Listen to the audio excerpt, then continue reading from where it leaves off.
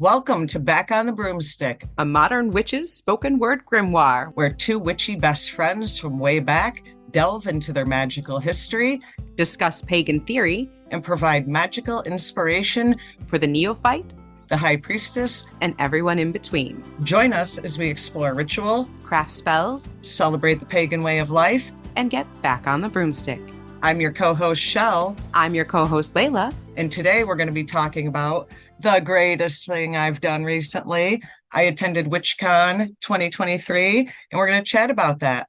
I unfortunately did not attend WitchCon, but I am very much looking forward to hearing about Chelle's experiences there, the presenters, what she liked, what she didn't like, and get into some of the things that she learned. You know, I wanted to do this episode about this partially because I'm still psyched as heck after it ended. Also, to give some perspective on a online festival. I've never participated in an online festival before, and I'll give you my honest thing. I was a little apprehensive.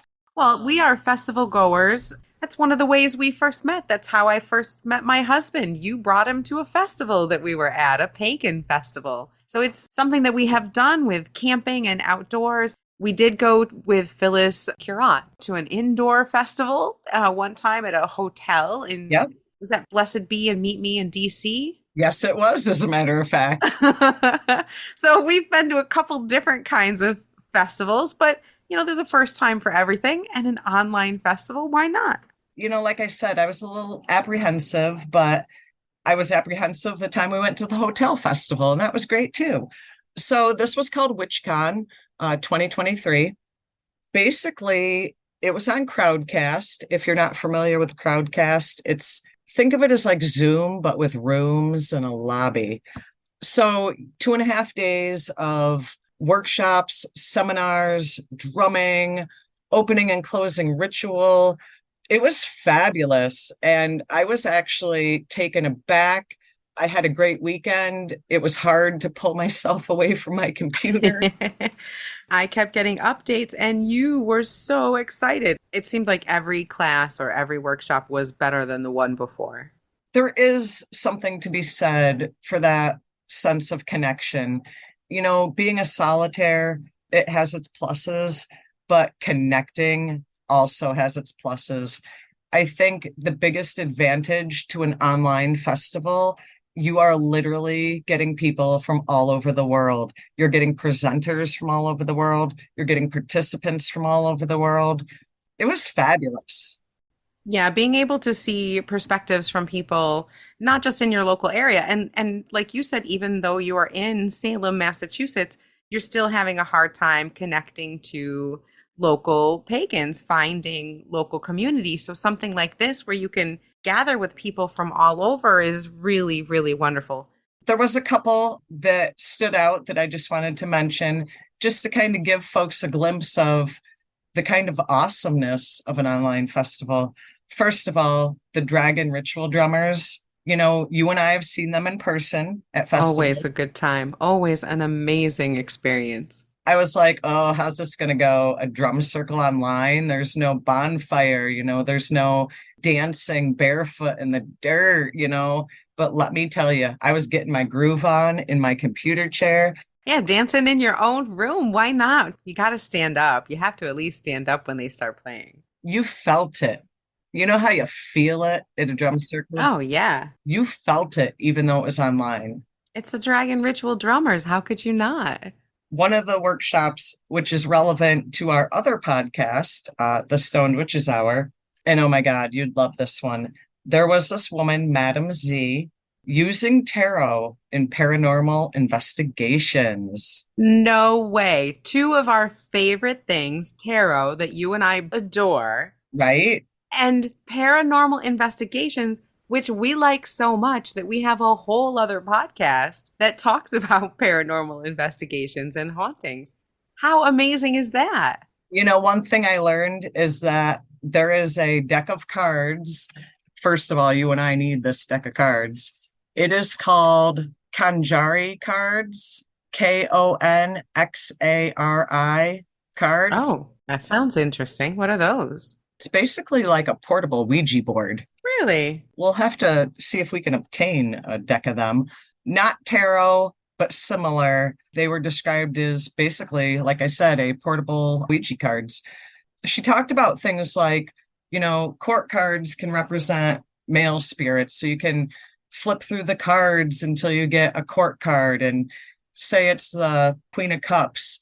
You can be like, is there a female? It can allude that there's a female spirit there that is similar to the Queen of Cups. Very interesting. Very interesting. It sounds to me like she's using the tarot cards as a ghost hunting tool, like another ghost hunting tool in her arsenal, much as someone would use the EMF. Or like a spirit box. Or, yeah, some type of spirit box, kind of a communication tool, the flashlights that turn on and off. So these cards she's using are just another way to let the spirits kind of speak, give them a way to talk. Fascinating. Absolutely fascinating. Has she ever used them herself for investigations? And has she had any experiences? Oh my God, she's a paranormal investigator. So like she does a spiritual based business, tarot, things of that nature. And then on the side is a paranormal investigator using her tarot, like all wrapped into one. Oh, wow. Fabulous. I'll have to get you Madam Z's information. Yeah. Yeah, we'll put all of these presenters, we'll make sure to put links to all their information in the show notes. Absolutely. And a link to the WitchCon so you can track it for next year. Another good one. This one was by Bella Cabot, who is a part of the Cabot Hermetic Temple, Cabot Kent Hermetic Temple, I'm sorry, under the most glorious Lori Cabot, who just turned 90 this week. So Bella Cabot did one on healing light and how to send it. Again, fascinating. It's definitely for folks into energy work and things of that nature. They talked about, how you can pass energy through stones and just kind of project it. I don't know what the word is. Visually project it into the universe. All different methods of projecting healing. And that was absolutely fabulous. Did she have any examples of any particular stones that she liked to use or any techniques that were good to use? Well, it kind of depended on the situation. She kind of went through a bunch of different stones, as well as stones to not kind of suck up people's ick. Which is another good thing that energy workers need to do. If you're doing tarot readings or any type of energy work for someone, having stones to not suck up their ick are pretty important. You need to protect your energy. That was definitely kind of a cornerstone of a lot of these workshops, was get yourself in some sacred space to begin with, and then release that. And if necessary, do some cleansing right afterwards. Top-notch presenters, absolutely. Another great one I want to mention is by another high priestess in the Lori Cabot tradition. Jack Shipatorice did fairy work in the Cabot tradition. Now, you and I have kind of loosely based some traditions over the years on Lori Cabot's traditions. So Power of the Witch was one of our first books. Absolutely. So this one was almost like visiting an old friend. We did some background conversation about the do's and don'ts of fairy work, how to appreciate the fairies, but not suffer the fate of the fairies. Talked about offerings and things of that nature. But what made this one really stand out is at the end, not at the end, but like the second half of the workshop, she put everybody into a meditation and kind of quote unquote went to the fairy world. Crystal countdown, visualization of talking to a fairy, bring him back up using the crystal countdown method. Absolutely fabulous. Absolutely fabulous. Oh, that sounds lovely. What were any do's or don'ts that stuck out to you? Don't thank a fairy. Do not thank a fairy. That is a big one, whether you're working with the she, with the fae, whatever type of fairy creature that you're working with, that's a big one. They take that as a binding promise, and you don't want to be bound to a fae. Don't give them your name. If they say, "What is your name?" you want to better respond with, "Well, you may call me by." So that was a big one. Offerings, we talked about whiskey, honey. I think someone even mentioned sprinkled cupcakes, things I like love that.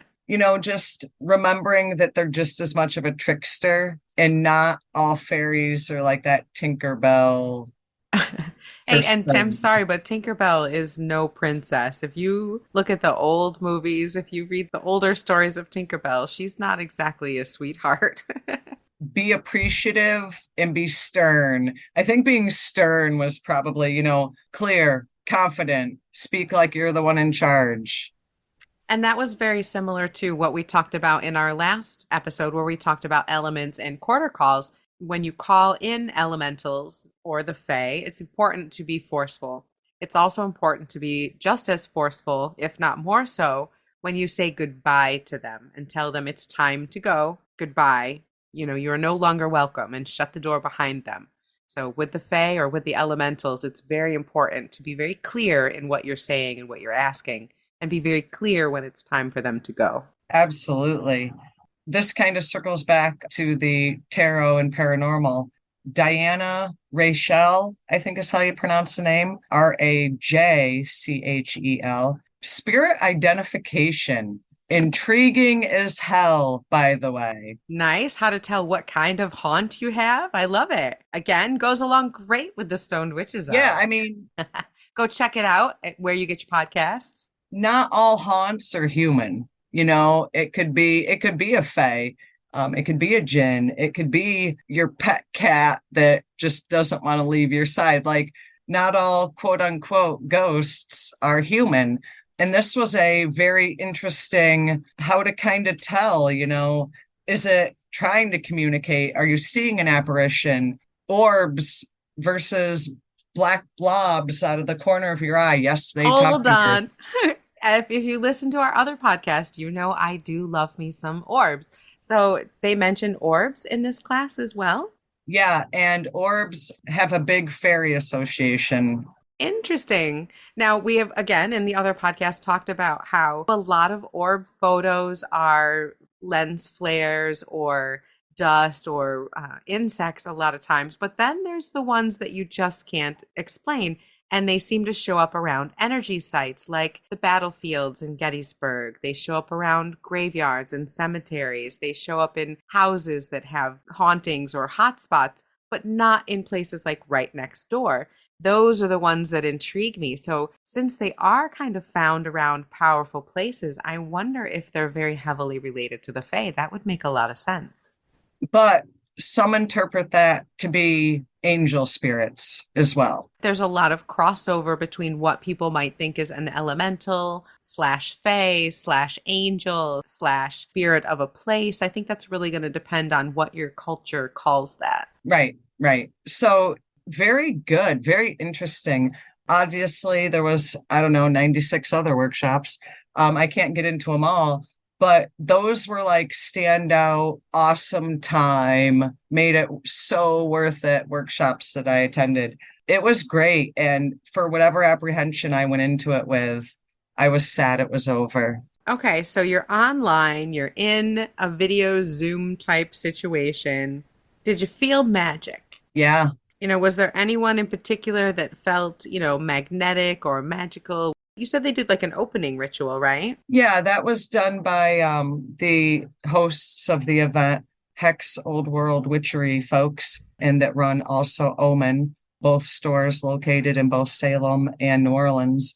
They have what they call their Salem coven that did the opening ritual. They are followers of the Alexandrian tradition. So very Wiccan, very traditional. Right, right. Very potent.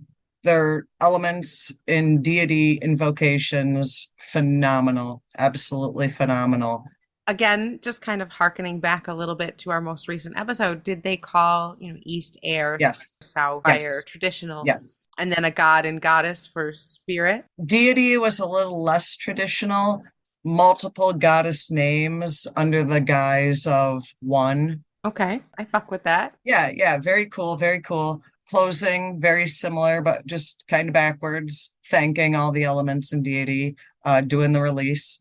But like I said, very Alexandrian, so very traditional, Wiccan structured. Fantastic. 10 stars, man. Nice. Recommend. Another beauty of it is being online.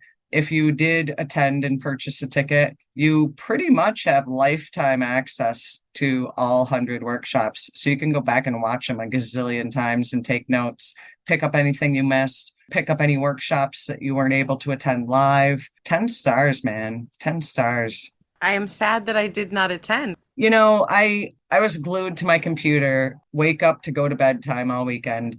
There are ones I missed that I am working on going back at right now. There is a whole one on spirit dolls. I am very interested in that one, by the way. That sounds really intriguing. There is one about hedge witchery. Again, very, very interested. I'm going to go back and be watching that one. How to bewitch with style and have magical presence. Everybody knows, especially if you listen to our other podcast, I'm so into spell bottles. They have a container magic class that I'm going back and watching. They have voodoo spiritual baths for luck, success, abundance. So as you can tell, an array of different things. There's household magic I want to go back to, Kabbalah for witches, the magic of keys. They have one on animal skulls, uses in witchcraft and spiritual work. Sounds like a festival that our listeners will definitely want to look into for next year. Was there anything that you took away from this one that you went to that, a spell, the meditation? Honestly, for me personally, what I took away from it was getting back on the broomstick. Nice. So definitely reconnecting and finding non-traditional ways to reconnect. If you can't find people locally, you can go online, you can find community there, you can find something with such a wealth of information as this festival that you went to. You said you were glued to your computer all weekend and now you're diving right back into it. So it obviously, if you're looking for it, you can find it. Impactful, very impactful. There were several hundred people in attendance, and as I listed off, just a small portion of the workshops, you can tell there was an array, a huge diverse group of witchy pagan folk just having a good time. We'll put a website in the show notes so people can, take a look in case that's something that they're interested in looking up for themselves for the future. The website is witchcon.com. I'm not sure if you can access this most recent one, but they're already set and have a date and have pre-order tickets set for next year. Worth it.